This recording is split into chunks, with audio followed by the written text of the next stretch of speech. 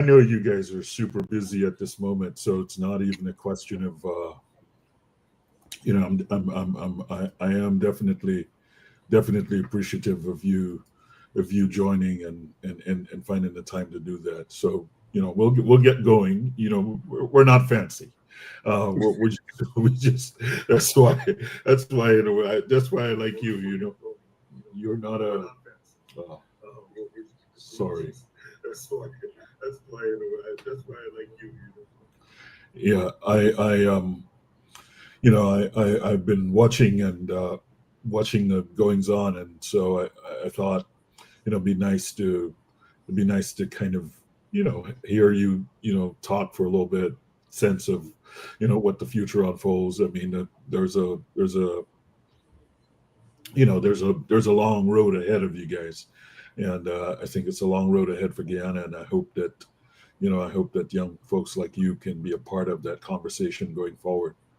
So, having said that, let me just jump into it and actually say good evening and things like that. So, Uh, so to can you well, comment on the quality of the audio so I can yeah, know the quality I can of decide the audio whether is I need fine. to plug in my earpiece? No, the quality of Audio is good. the audio is Fantastic. good. Yeah. Good evening, colleagues, and welcome to the post Guyana Business Journal election conversations. And as usual, I'm Terrence Blackman, professor and chair of mathematics at Medgar Evers College in the City University of New York. And tonight I wanted to continue this uh, exploration of leadership in Guyana in this defining era. And as many of you know, here at the Guyana Business Journal, our mission goes beyond sort of mere commentary. We champion rigorously researched, data-driven analysis that should inform policy for a prosperous, inclusive, and democratic Guyana. So that's broadly where we stand in terms of what we're trying to do. And tonight we wanted to kind of shift the gears some and focus on a theme that's particularly close to our hearts. Sort of, as a professor, I'm always involved in thinking about how to bring young people and their talent to actualization. It's the thing that pleases me the most. And so, I've themed this set of conversations, new voices, new vision, kind of engaging Guyana's youth and hopefully connecting the youth to the broad youth in the diaspora and more broadly to our Guyanese diaspora community. And I'm joined by Ronald Daniels, a distinguished attorney at law who recently emerged as one of the most compelling new voices in the Guyanese political scene. And Ronald brings really a unique perspective to the political arena. I think one that is shaped by his own personal adversity, professional, and really an unwavering commitment to service. He was a candidate with the Partnership for National Unity, and tonight we're not going to. We'll explore not only the political vision, but also just you know,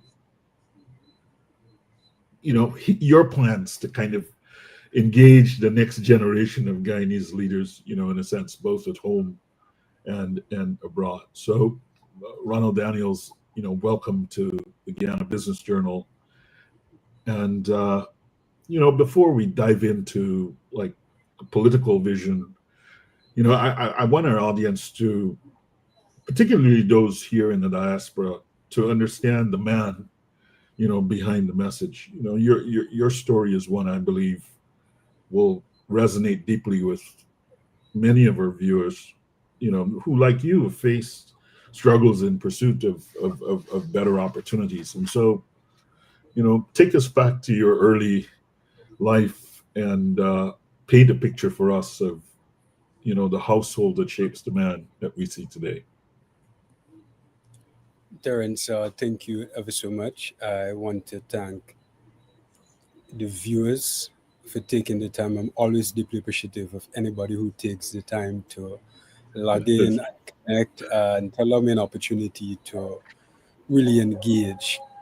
And it's a tremendous honor to have the opportunity to sit and converse with you, Terence. I've really been following your work over the years. I know that your contributions, both overseas and locally, have been seminal. I'm a committed fan. I just want you to know that. And I want to thank you personally for doing what you have been doing, both locally and abroad. Thanks. I appreciate that. Certainly most welcome. So I was born in the mining town of Linden. I Yeah. spent perhaps my first 2 years in Linden, and then my mother moved to Grove on the East Bank. I think we probably lived. My mother probably lived in the East Bank before she went to Linden, where I was born. But she moved to Grove on the East Bank together with me, my two siblings, my two older sisters. We moved in with our grandmother and my aunts. Our circumstances were relatively humble. I didn't appreciate then how humble our circumstances were until I had the benefit of hindsight after becoming more conscious, so to speak. Um, but we've grown up in really humble circumstances. My family was a really close knitted family. I've grown up primarily with women, Yes. with my aunts, my sisters, my grandmother, and my mother. Quite unfortunately, there weren't a lot of older male figures What were around. the names? I mean, I'm always, what were the names? I think it's always important to, name more people. Well, And certainly, certainly. So the matriarch of our family, that's my grandmother. She was Agnes Daniels. She's now deceased. But I like to think that she lives on through me because her impact upon my life has been considerable. My mother, she is Marcia Veronica Daniels, and I do emphasize the Veronica because whenever she introduces herself, she always ensures that she says to you, "I am Marcia Veronica Daniels." She says that boldly and confidently. The aunts I grew up with were Winifred Daniels, uh, Myrtle O'Brien, Osmond Sparman, Odessa Sparman. Those are my aunts. My uncles, they were present somewhat, but they lived elsewhere, so they would come and visit every so often. Ernest Daniels, Wilfred Daniels, Elvis Daniels, who quite unfortunately is now deceased, and Oswald O'Brien, who is now deceased quite unfortunately. And my sisters, they are Roxanne King and Susan King. And my cousins, since I mentioned the names, if they're yeah, watching and I I don't think it's mention them, of important. course. I think when people see people, they kind of imagine that they come to the world fully formed without Uh, anything around them. And I think it's important sometimes for us to, say who we are. That's one of the reasons whenever people show up, I always like to read their biography, so that people don't imagine that they just, young people watching understand that there's a path that you take in order to get there. And, your grandmother Agnes and your aunts, Winifred and Myrtle and Odessa and these people. I mean, they're proud of you, and similarly, I think, you know, you carry them with you, and it's always good to reflect them whenever. I mean, I that's my personal view, right? I always like to take all of the people who put me in a particular place with me, so that we understand that uh, there's no separation between myself and the circumstances that molded me. Because sometimes Certainly, we can, yeah, certainly, and I personally feel as though I have no choice but to carry them with me, even if I were yeah. minded to drop them off along the way. They are so immersed into my DNA that I have to carry them with me. One of the things when I was reading, I think I read maybe it might have been a Kaichor News piece, and you mentioned something there about like when you were 8. What happened when you were 8? My mother became unwell when I was 8, and that changed life radically for me because mom has always been the closest person to me, and she has treated me in that way for as long as I could remember. Even during the course of her illness, she continues to look out for me. So when she became ill, and I was forced to mature from that relatively tender age because my responsibilities shifted to now taking care of her instead of having her take care of me in the way that I was accustomed to. Sometimes she would say to me that I've spent more of my life being a father to her than she's had the opportunity to be a mother to me. But for the period of time that I've had her in that state of health, and even during the course of time that I continue to have her while she is unwell, right, her contributions to my growth and to my mentality are indispensable.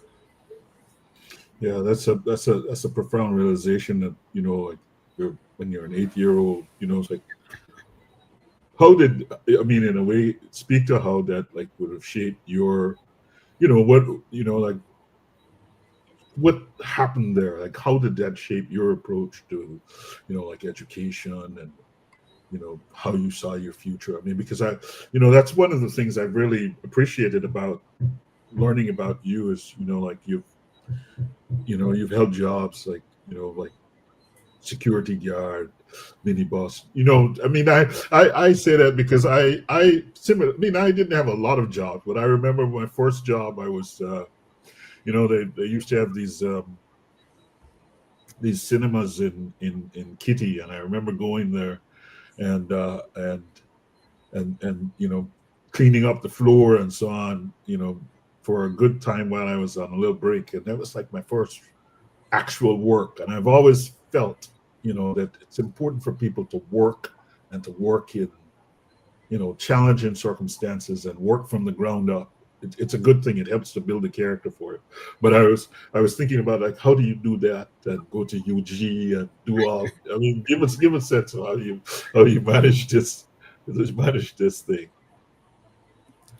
All right, so I just want to back up a little. One of the things I say to my children every so often that I envy them, and it's not the classical type of envy where you have that negative feelings towards some benefit that somebody has.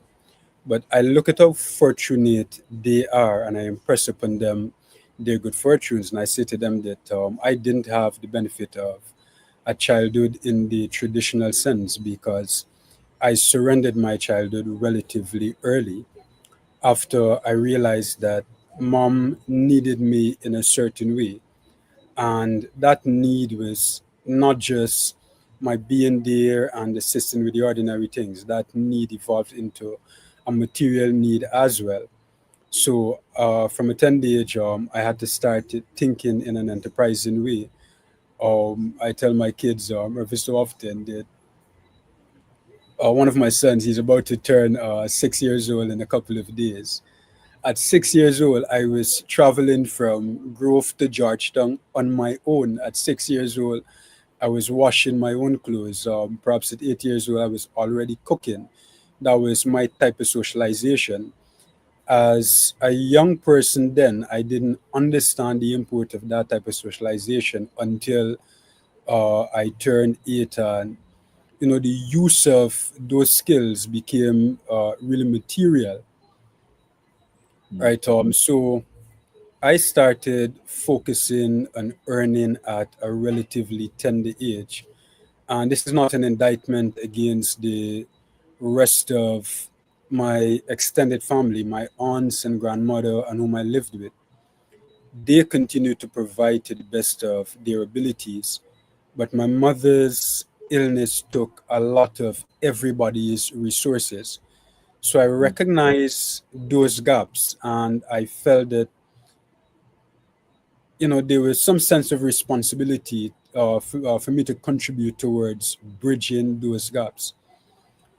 At the age of 11, I started walking and selling on the streets together with one of my brother-in-laws. I was selling like glass sets and other glass sets, pins, needles, all of these things that persons really needed back then in our rudimentary type of environment and upbringing. And that type of thinking and socialization remained with me as the need simultaneously remained for me to provide for mom. So throughout my school life, I've been more or less what I term hustling, making ends meet, and I've always been one of those. I was considered to be one of those gifted students, and I say that with humility, of course. I've always distinguished myself in school, but confronting life through that prism impressed upon me the the the, the elemental need for a good education, and I saw education as a way out for me, as a way out of those circumstances.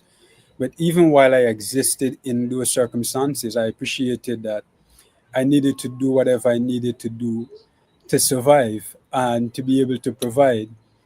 So I did all of those odd jobs you mentioned while I was going to high school, while I was going to university.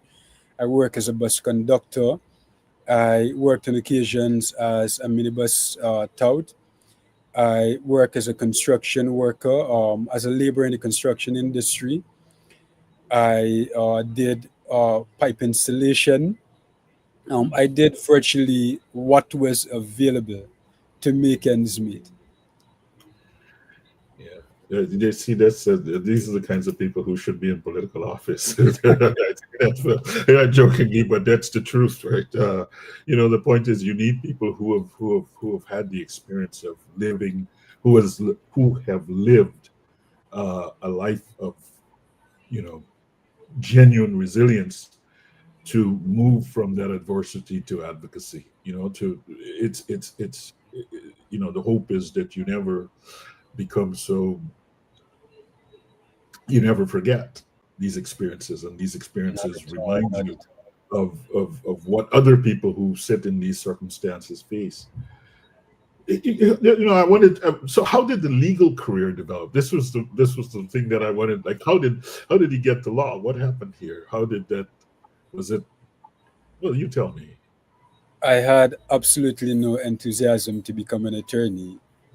Yeah. And a lot of persons are taken aback when I say boldly that my aspirations growing up were to become a gangster. I genuinely wanted to become a gangster because after my mother became unwell, right, my socialization expanded to incorporate those elements that we refer to as the unsavory elements. Right, I've run around with the persons who are quote unquote gangsters because those are the persons who were looking out for me sometimes when I wanted to make ends meet. And there was one point when I started to glorify that lifestyle. And my thinking was, I rather live 10 years fast with access to all of the resources, illicit as that access may be, rather than to live 20 years going through hardships and struggles. So I genuinely wanted to become a gangster. And one of my really close friends, his cousin, a gentleman by the name of Devon Brown. I used to play basketball and so with Devon and some other folks, and I was extremely hot tempered. And one day Devon said to me, he said, I cannot understand how you could be so intelligent and so stupid at the same time. And I saw that as an opportunity, as an opening for me to let him in. And I started sharing with him some of the challenges and hardship I confronted because during the course of my mother's illness, I confronted an overwhelming assortment of trauma that compounded that temperament and more or less made me numb at one point in time. So that's why it was so easy for me to find that gangster type of socialization appealing. And Devon started inviting me out at 5 o'clock in the morning to a churchyard so that we can practice basketball. But soon I began to realize what is it he was doing. He was using the opportunity to help me to chart a different course. So he began to ask, certain probing questions, and I would answer those questions candidly, and then he started to veil certain, means to me, so that things were not as tough as I confronted them. And he said to me, what constructive outlet can you think about so that you can pour in this trauma and this passion that you have? And I told him, writing. At that time, I glorified rap music. I grew up on Tupac Shakur, Notorious Big, and these guys. So, as an uh, offshoot of that musical socialization, I started doing poetry, and then I started doing rap music as well. So, he encouraged me to start writing. So I started writing poetry, and it is in those circumstances that my appetite for writing developed, and I still write extensively today. But Yeah. more to the point, so I completed high school. So I was one of the top students at my primary school. So I went into I attended centralized school in circumstances where I probably should have gone to perhaps Bishops Well, you should say or I St. went to Francis Central Primary College. School, so I went to Central Primary School on Smythe Street and on Brickdown. Yeah, so you Yes, know, yes. yes, yes. And I distinguished myself at Central as well. And after Central, I did land surveying. Then I did international relations at the university, and then I went on to do civil and building engineering. And I was always one of those advocate types.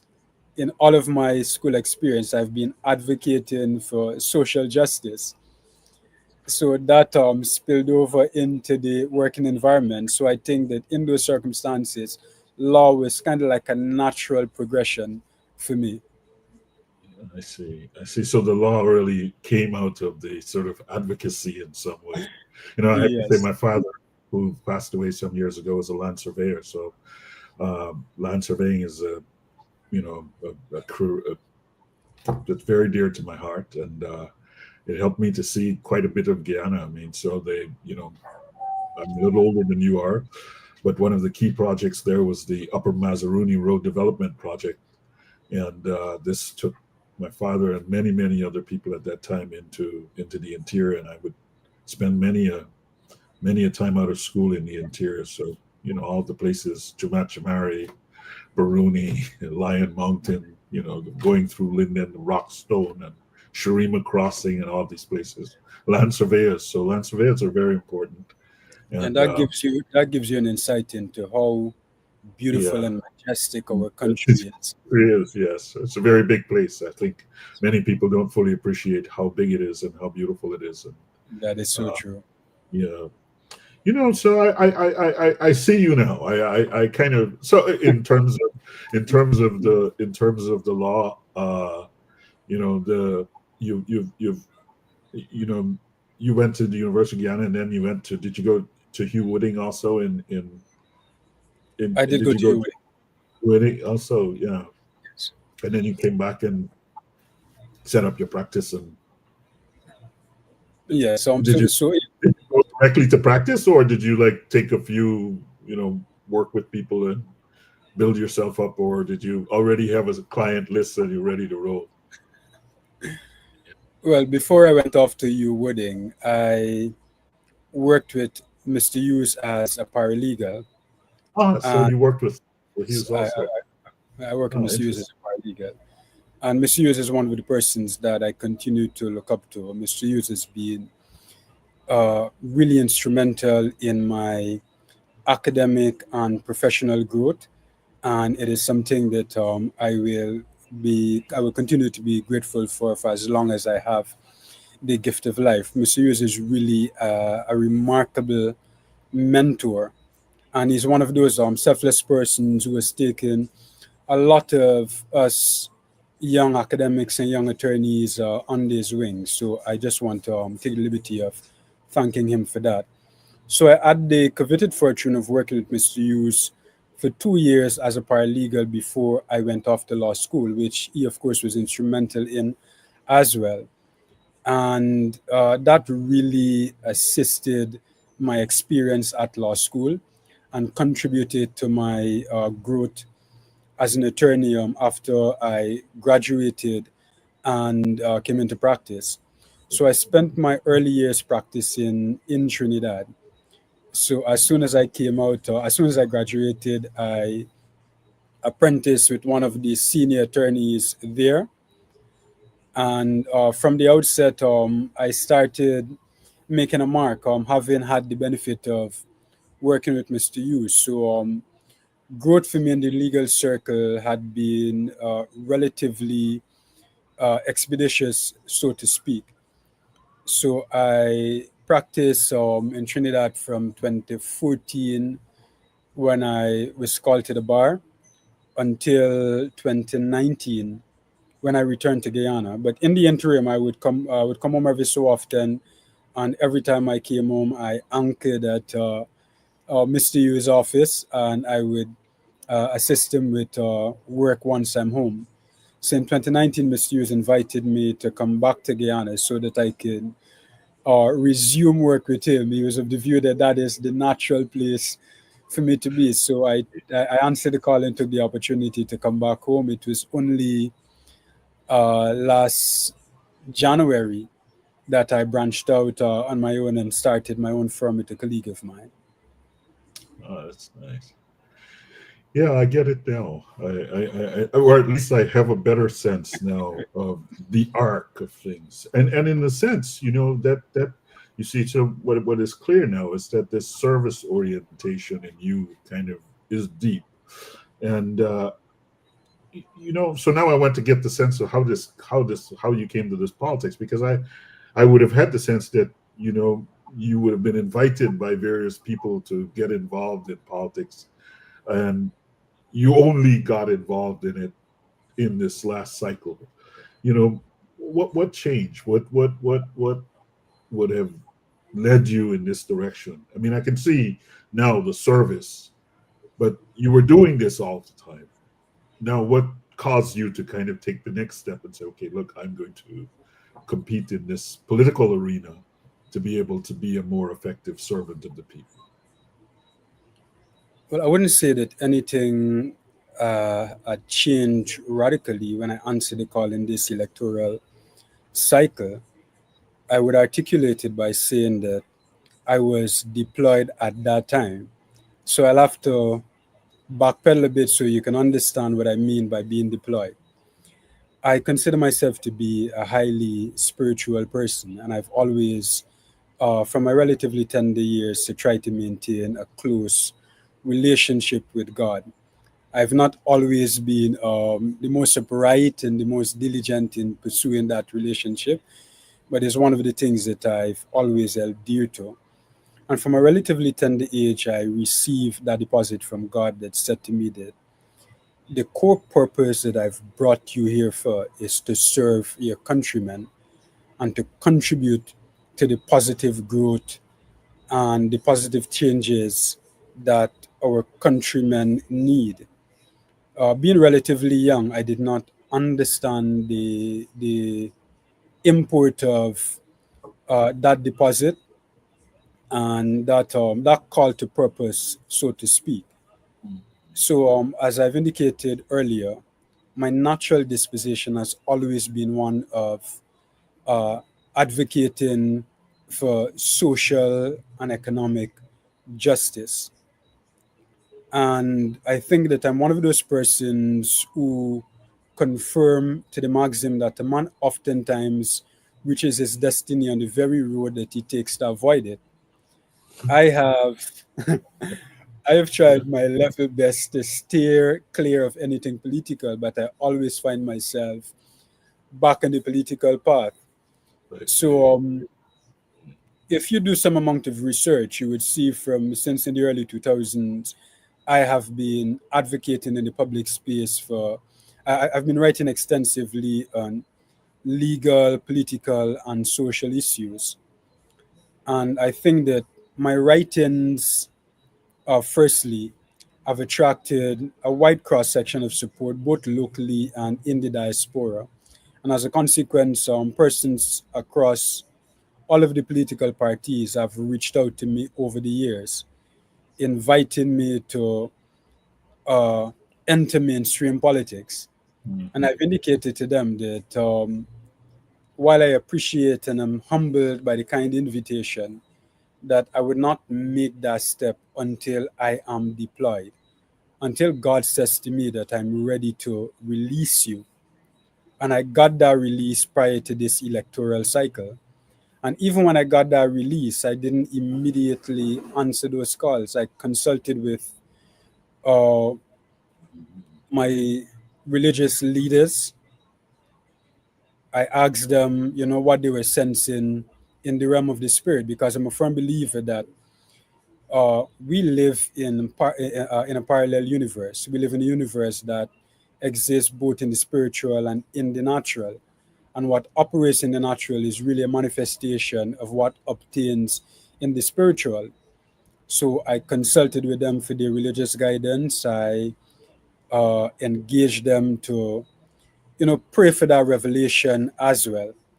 And once I was settled that I was deployed in this season, then I was ready to answer that call, which I did.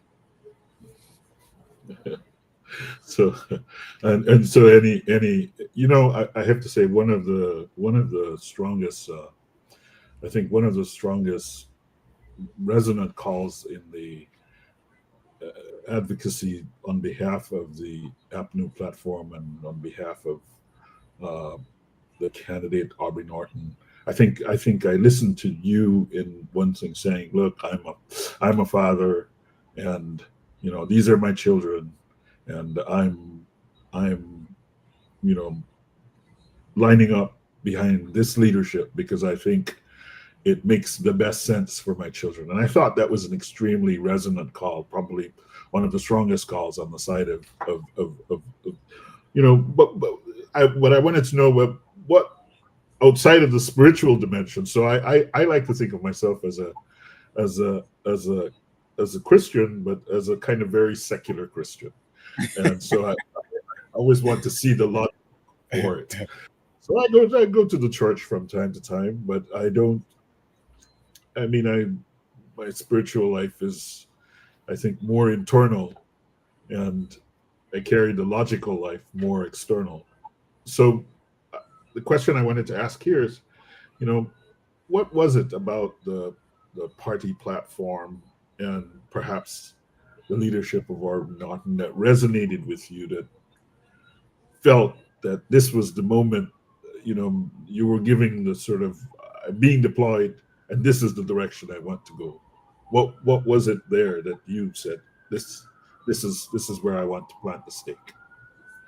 Before I answer the question with respect to Mr. Norton particularly, I want to make the observation that when I've said before on the public platform that I fancy that I'm confident that I have been deployed in this season. I know that I minded that that did not resonate well with a lot of people who perhaps don't consider themselves to be spiritual. And it doesn't seem a particularly seductive proposition that, here is someone who is saying that they have been deployed spiritually to, operate in the political arena. But that is something that I stand resolutely by. And that physical manifestation is that I was directed to the APNU and under the leadership of Mr. Norton. I was a student of Mr. Norton when I did international relations at the university. I was a student of political science. And I've always been impressed by not only the depth of his lecture, but his uprightness as a person. And he came across then as one of those no nonsense persons. And to a lot of people, he seemed a bit crude, but I think that persons who are crude, those are usually the persons who are frank and upright. You don't have to wonder whether they have ulterior motives, what resonates beneath the surface. And he is really one of those types of individuals. And that view has been fortified when I engage with him during the political campaign season and even as I continue to engage with him. Mr. Norton, hands down, is one of the most upright characters in the political arena, in the contemporary political arena locally. And there is nobody who can debate that successfully with any degree of honesty and forthrightness, so to speak. And I was confident in what Mr. Norton offered in terms of the quality of that leadership and in terms of the vision for the party and the vision for the country. I minded it Guyana Business Journal. I'm not sure whether you were the scrutineer and the author of the I like to think of it as a forensic analysis of the APNU manifesto. But whether No, you, Uma, I certainly, or folks here did. And look, I think I was kind of way leading to that. I could see already why this would be your choice, because I genuinely think that on purely, on purely, on purely the grounds of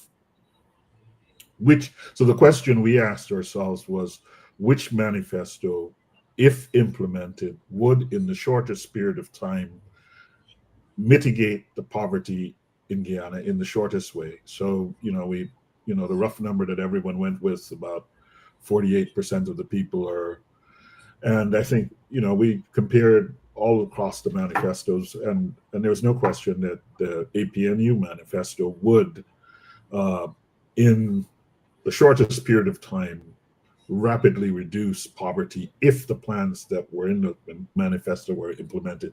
So no question about that. I mean, there were other things which would arise, the questions of, potential things for inflation, etc. But on the central point about which one would move poverty rapidly in the other direction, there was no question about it. So in a way, I was in my notes, I was sort of cheating, because I kind of suspected, given where you've led up here, that this was probably the reason that someone like you, in addition to the spiritual call, that someone who has a kind of service disposition in your background would have lined up. Yeah, but no question about it. It's counterfactual now, but I certainly,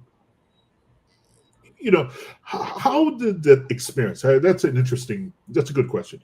Like how would you view that experience of having gone through the campaign and the challenges that campaign that emerged in the context of the campaign?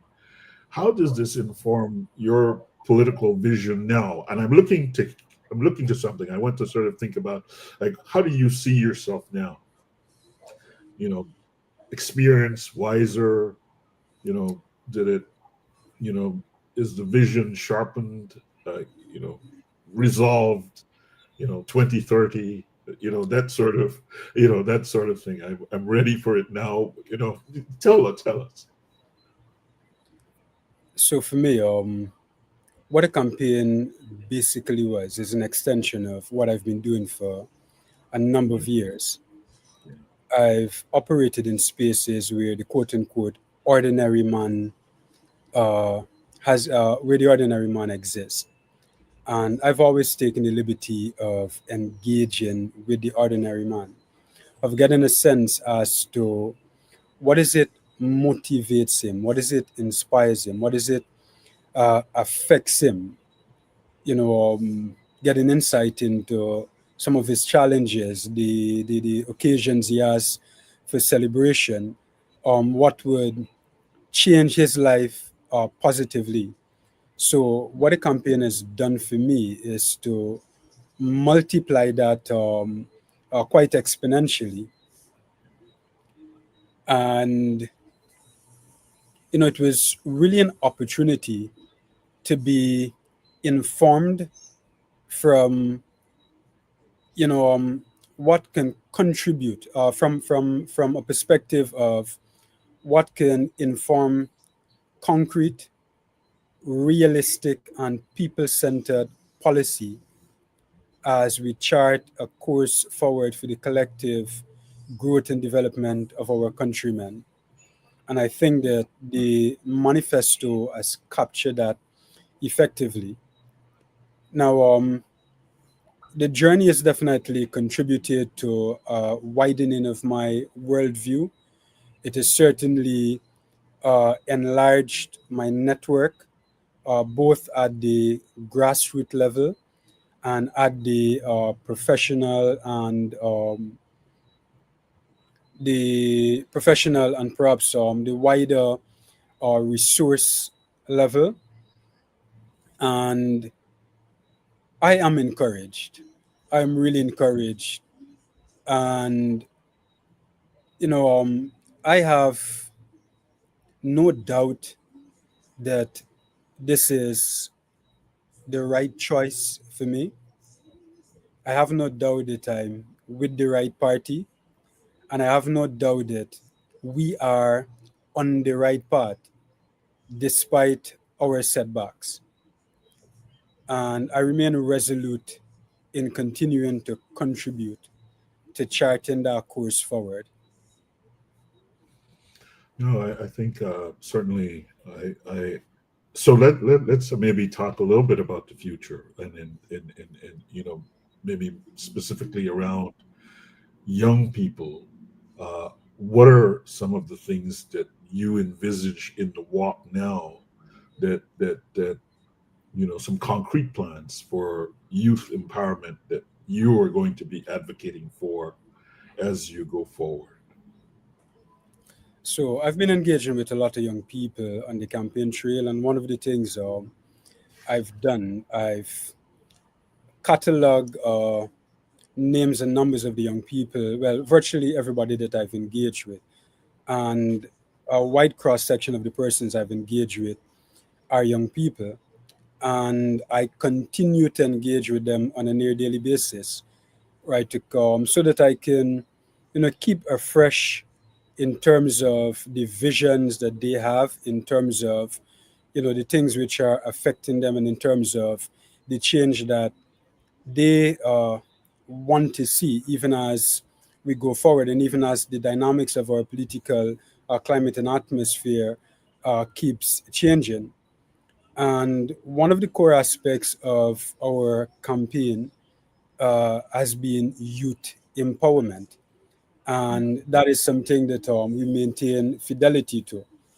I've seen the Ghana Business Journal as interrogated and scrutinized our youth empowerment strategy, the various social reliefs, social and economic reliefs we had proposed for the youths in terms of enlarging the minimum wage, the rent to own housing opportunities, the allocation of house lots to newly minted adults, the provision of support systems for persons who are engaging or pursuing a higher level of academia, and also catering to the needs of our sportsmen and women.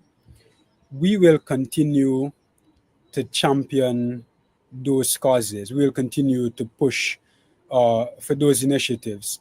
I understand now that our reality has radically changed because we don't have the reins of government where we can ensure that we resource those initiatives. But it doesn't bar us from continuing to advocate for those things.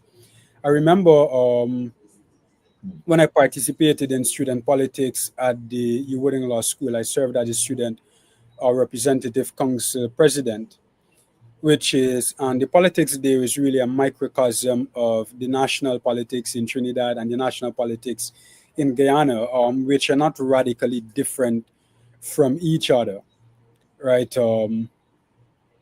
One of the things I told my competitors there was that we are better suited for cooperation than we are suited for competition. And I'm minded that the nature of the political environment is that we compete, and that competition has, carved out oceans in the part of our people where bridges really should be built. And one of the things that we have to appreciate that Guyana cannot be taken to where it needs to be taken um, by any single political party, any single political entity, or any single political movement, because large, uh, we have large ethnic blocks, which quite unfortunately uh, resonate with the racial composition and sometimes the crude racial leanings of various political parties. So if we don't find a way to bridge that gap, we're always going to have um, a misallocation of our resources and an equitable allocation of our resources. We're always going to have ethnic insecurity. So even in envisioning the way forward for our youths, and our youths have to play an instrumental part in that conversation, they have to contribute to that trajectory, because the youths really have to come together and say, listen, we want a different political reality. We hold the power in the society because we are the largest voting bloc. And one of our core advocacy going forward would really be to invigorate the youths so that we can have those conversations, so that we can coordinate those advocacy, while we simultaneously advocate for the government to see the wisdom in implementing some of those policies that we have been advocating for. No, I think you're right. I think you make a very important point, and I think you make it quite eloquently. Guyana can't grow to actualize its full potential if all of her people are not pulling in the same direction, or at least there's not a structure in which everyone feels a part of what is going on. And I think that it's in that context that I think what you said there's important, and my heart is certainly pleased to know that someone like you and others, young people like you, are going to continue to engage this breach to bring us to a more, as the Americans would say, a more perfect union. But I do think you've hit the nail on the head, which is you can't, often I think people talk about these things and you can't separate. I mean, you can't split, go someplace else. There's no place else to go. Everyone is there. And so you have to find a way to work it out. And you have to get it to the place where young people are genuinely engaged, I believe, in the competition of ideas and not in the competition of ethnicities or not in the competitions of race. And that have historically plagued us. I mean, I think even now, I mean, quite often we see the discussions around race. I mean, certainly in the context of this campaign, that was a subtext in lots of very interesting ways. I always point out to my friends a kind of, there's always a sense of progress whenever there's a sense that Afro-Guyanese voted for non-Afro-Guyanese candidates. But I often, ask them to look in the other direction to see whether or not there is a similar kind of expectation of non-Afro or Indo-Guyanese voting with. And so those are conversations that are going to be very, very difficult they're going to continue to be difficult, and they're only going to be solved, at least in my view, at the level of our youth. And I think what you're proposing here, to kind of have these deep and serious conversations with our young people about, what kind of country do you imagine that we should live in 5 years, in 10 years, in 20 years, and what is the sort of work that we have to do in order to get there? And so I think I feel very pleased by your response to that question. And I'm looking at the time; you see, that's why you have to do these kinds of conversations where you can get a chance to really know someone, to really have a sense of what that person is thinking, where they're coming from, and I have to go to the end of my. So I had a whole section prepared about the diaspora, but I'm so sorry. I'll skip the diaspora, so I won't. But if I may, Terence, if you permit me briefly to address that diaspora issue, because I know that a lot of the diaspora tune in to your program, and I'm minded, of course, that you are part and parcel of the diaspora. So I don't want the diaspora to feel neglected from this conversation, because the diaspora is certainly instrumental. I think too oftentimes we see the diaspora as, to put it crudely, just a cash cow that funnels remittances into Guyana. And I know that remittance is quite enormous. In 2023, I think it was as much as 550 million US funneled into our country. Now, in spite of the sort of oil and all of that, but I mean, it's evident, right? We just talked about the poverty rates, and so it's not surprising, I think, that you have a large, the remittance flows have not gone away, right? Yeah. Sorry about that. I jumped in.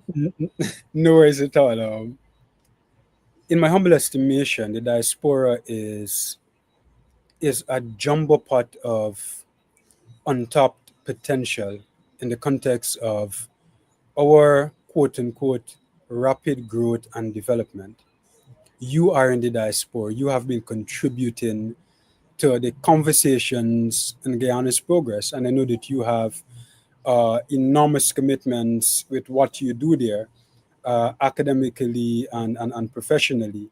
But you still carve out the time to contribute to our intellectual space, to our policy considerations. And I know a lot of other persons in the diaspora have been contributing in similar and diverse manners. As a matter of fact, one of my primary mentors is from the diaspora. And I take it for granted that he's watching this program. And I'm going to say to him through you that, while I'm not having the benefit of remittances from him, and perhaps I'm advocating for remittances from him here. That's funny. Yeah. I remain tremendously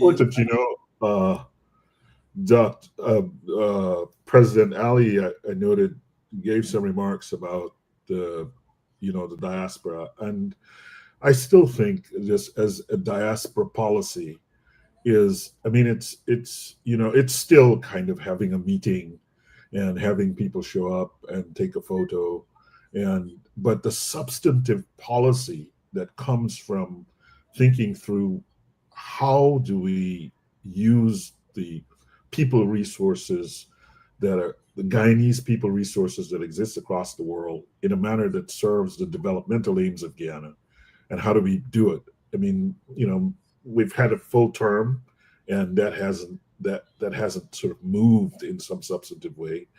And so the question is, how likely will that move in some substantive way in a subsequent term? And I do think that young politicians, advocates, leaders like yourself, that is a question to consider deeply and to have some clarity on because it can impact where you end up in the political space, right? I mean, you know, unfortunately, our time is. We'll have to schedule another. So I think this we have to schedule something where it goes one part where you talk about Guyana, and then maybe some other part where you kind of have a vision about you know the diaspora, or something on the island gas sector. I am Yeah, really eager. the time is. I'm really eager to Yeah, flesh out a new program. Of course, that vision that I have for the diaspora contributions. To complete the thought I was sharing just now, my mentor who lives out in the diaspora has contributed tremendously to the enlargement of my worldview.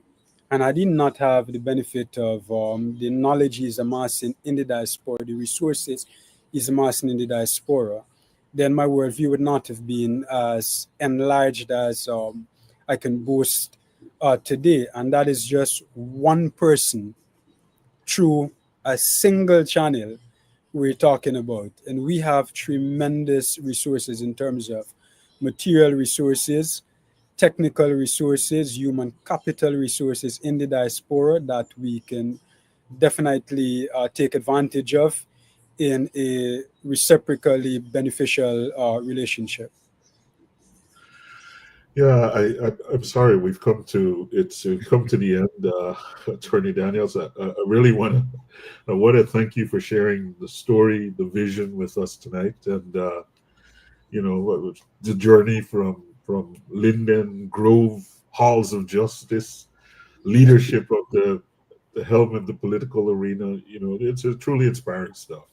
And So but much. I think for me, what's most evident is, I feel, you can feel it in the thing. I feel your commitment to service, and it's clearly evident in what you do. And I hope that you can continue in this vein. And I'll say thank you to the viewers and so on, and you know, and then give you the last word.